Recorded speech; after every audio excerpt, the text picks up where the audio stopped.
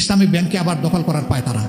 এমন এক ব্যক্তিকে ইসলামী ব্যাংকের এখন বোর্ডের চেয়ারম্যান বানিয়ে দেওয়া হয়েছে, যিনি পালিয়ে গিয়েছিলেন, যিনি পরিত্যক্ত, যিনি ফ্যাসিস্টদের দূষণ, তাকে এনে এখন ইসলামী ব্যাংকের ঘাড়ের উপর বসিয়ে দেওয়া হয়েছে। এবং এখন যারা ইসলামী ব্যাংকের সেবাগ্রহী, তার ডিপোজিটার, শেয়ার হোল্ডার, তারা সকলে মিলে এখন রাস্তায় নেমেছে। এখন বলে যে এগুলো সব জামাত ইসলামীর মানুষ। আগে যেভাবে বলতো যে ওই তেলের ইয়েতে সবাই জামাত ইসলামী পাঠিয়ে দিছে, এটাতেও সেইভাবে বলে। আমি বলছি, আমি স্বীকার করে নিচ্ছি এরা জামাত ইসলামীর মানুষ, এবং এরা এই দেশের নাগরিক। এরা জামাত না, এরা আওয়ামী লীগ না, এরা বিএনপি না, এরা কোনো দল করে না, এটা দেখার বিষয় নয়। তারা এই ব্যাংকের মালিক। এই ব্যাংকের ক্ষতি হবে আর তারা চুপ করে বসে থাকবে, এটা আশা করবেন না। সেখানে তাদের উপর লেলিয়ে দেওয়া হয়েছে পুলিশ বাহিনীকে, গুলি, টিয়ার সেল, জলকামান। আমি গতকালকে সিলেটে ছিলাম এই ঘটনা ঘটার সময়। আমি বলেছি যে আগামী দিন আমিও নামবো ইনশাল্লাহ।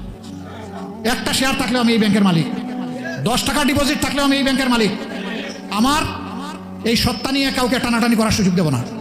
আমি সামনে গিয়ে বুক খুলে দাঁড়ায় বলবো, যত গুলি আমার বুকে মারো, যত টিয়ার সেল আমার মাথায় মারো, কিন্তু জনগণের উপর, শেয়ার হোল্ডারদের উপর, ডিপোজিটারদের উপর, এই ব্যাংকের মালিকদের উপর সাবধানে একটা গুলিও ছুটতে পারবো না। এখন দেশ জনগণের আমানতের হেফাজতের কোনো খবর নাই, বরঞ্চ আমানত নিয়ে টানাটানি। আপনারা সবাই জানেন এটি একটা চমৎকার ব্যাংক। সৌভাগ্যক্রমে আল্লাহ তাআলা এই ব্যাংকের বোর্ডে আমাকে 6টি বছর সেবা দেওয়ার সুযোগ দিয়েছিলেন। সেই সময়টাই ব্যাংক বাংলাদেশের বৈদেশিক মুদ্রার 32% একাই তারা আহরণ করত। টোটাল ডিপোজিট ছিল সমস্ত ব্যাংকগুলোর হিসাবে 28%। এই ব্যাংকের কোনো তারল্য সংকট ছিল না, লিকুইডিটি ক্রাইসিস ছিল না, বরঞ্চ অন্যান্য ইসলামিক ব্যাংকগুলোকে মাঝে মধ্যে তারা বিনা লাভে সেখানে তাদেরকে সহযোগিতা করত শত শত কোটি টাকা দিয়ে। সেই ব্যাংকটাকে শেখ হাসিনা লেলিয়ে দিলেন সালামকে, নিজেই এখান থেকে 84,000 কোটি টাকা চুরি করে নিয়ে গেল। আরও সাঙ্গপাঙ্গ নিয়ে 1,26,000 কোটি টাকা এখান থেকে চুরি করে নিয়ে গেল। 5 আগস্টের পরিবর্তনের পর ব্যাংকটা আবার কিছুটা স্বাভাবিক দ্বারা ফিরে আসতে শুরু করলো, মানুষের রাস্তা আবার ফিরে আসতে শুরু করলো। এখন আবার একই ফ্যাসিস্ট কায়দায় সেই ব্যাংকের উপর হামলে পড়া হচ্ছে। আমরা সাবধান করে দিচ্ছি, ইসলামী ব্যাংক যদি মাটির সাথে বসে যায়, সারা বাংলাদেশের অর্থনীতি গিয়ে পড়বে বঙ্গোপসাগরে। ইতিমধ্যে এই ব্যাংকগুলো থেকে টাকা উত্তোলন মানুষের মধ্যে আতঙ্ক তৈরি হওয়ার কারণে ব্যাপক হারে বেড়ে গেছে। আমি এইমাত্র সফর করে আসলাম, প্রবাসীরা জিজ্ঞেস করে আমরা কি রিমিটেন্স বাংলাদেশে পাঠাবো। আমি জিজ্ঞেস করলাম, কেন পাঠাবেন না, আপনার পরিবার আছে না?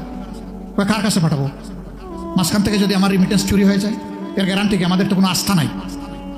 যদি এই অনাস্থার পরিবেশ আরও গভীর হয় আর সারা দুনিয়া থেকে যদি আমাদের প্রবাসীরা রেমিটেন্স পাঠাতে ভয় পায়, তাহলে বাংলাদেশ কোথায় গিয়ে দাঁড়াবে চিন্তা করে দেখছেন? হ্যাঁ, যারা চোর ডাকাত তাদের কোনো সমস্যা হবে না, কারণ তাদের তো অবৈধ অর্থের পাহাড় আছে, কিন্তু সাধারণ মানুষের তো জীবন যায় যায় অবস্থা হবে। আমরা সরকারের প্রতি আহ্বান জানাবো, এই দুর্বৃত্তপনার দিকে আর আগাবেন না। বাংলাদেশ ব্যাংকে গভর্নর একজনকে বসিয়েছেন, সেই লোক একটা গার্মেন্ট ফ্যাক্টরির মালিক, এমডি। তিনি নিজে ব্যাংক্রাফট হয়ে গেলেন, ঋণ খেলাফি হয়ে গেলেন। মাত্র 3 মাস আগে 2% ডাউন পেমেন্ট দিয়ে তিনি হয়েছেন রেগুলার। যে একটা গার্মেন্ট ফ্যাক্টরি চালাইতে পারলো না, ঋণ খেলাফি হয়ে গেল, গোটা বাংলাদেশের ব্যাংক ব্যবস্থা তার হাতে তুলে দেওয়া হবে। কি আশ্চর্যের ব্যাপার। এবং আপনারা দেখেছেন এখন যাকে চেয়ারম্যান হিসাবে ইসলাম ব্যাংকে দিয়েছে,